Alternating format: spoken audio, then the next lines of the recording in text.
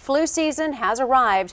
Already, Oklahoma has seen 3 deaths and more than 150 hospitalizations. I am joined now by Lawrence Burnset, an epidemiologist with the Oklahoma State Health Department. Thank you so much for being with us. Such an important topic to talk about right now. When exactly is flu season? When does it start and when does it end? Well, most years flu season typically starts around October and goes through April.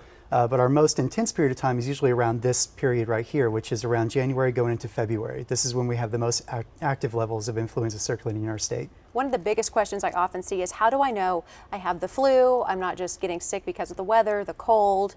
What are the symptoms of the flu? And I know there are some different strains of influenza that y'all are seeing right now. Correct. Every season there's multiple strains that circulate, but they all cause the same symptoms, which would include fever, cough, sore throat, body aches. Typically those symptoms will last for several days. Some people may last longer. Usually you recover within about 2 weeks. How long are you contagious? The entire time? Not necessarily. A person may be contagious about a day before their symptoms start, up to about 5 days after. Some people can be infectious for a slightly longer period of time, depending on how severe they are in certain groups of individuals. But most people, several days after their symptoms begin. And how does flu spread from individuals? Well, it's from your nose and throat discharges, usually through droplets. When you cough or sneeze and you're within a few feet of a person who's coughing and sneezing, that's when they might just accidentally expel it to you.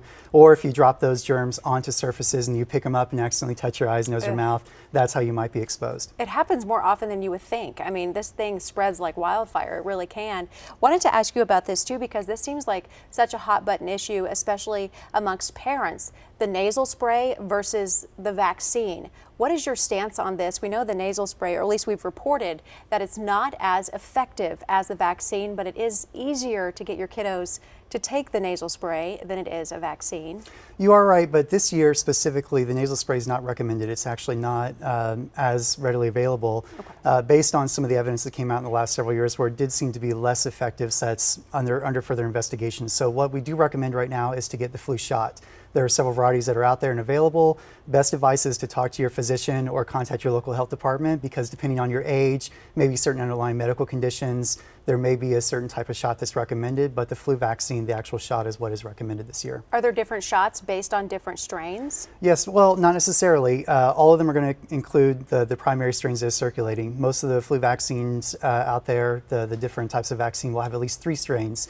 2 of your A strains and 1 of your B strains. And then there's a quadrivalent, which includes 2A and 2B.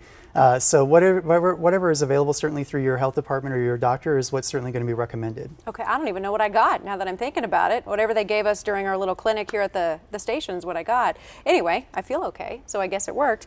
How effective is this year's vaccine compared to years past? We had the record number of flu deaths. Heaven forbid, it was a terrible year in 2015, more than 100 deaths that year. So how effective is this year's vaccine compared to years past, or it might be too early to tell? It's a little too early to tell right now. Okay. We may have some evidence coming out here pretty soon in this season, but for example, when you look at last season, it was approximately 50 to 60% effective, whereas 2 years ago when we had a very intense season, it was less effective because there was a slight mismatch, which can happen, which is why you have to get a flu vaccine every year, is because the flu virus, the different strains, can sometimes kind of change their makeup a little bit, which makes them a little elusive to the vaccine, which is why there's a different one each year, which is why it's recommended every season, get your flu shot as early in the season as possible. You're mentioning getting it every year. So KOCO Steve Botari sent me a really interesting article that scientists are looking at a new vaccine that would last 5 to 10 years, a vaccine that would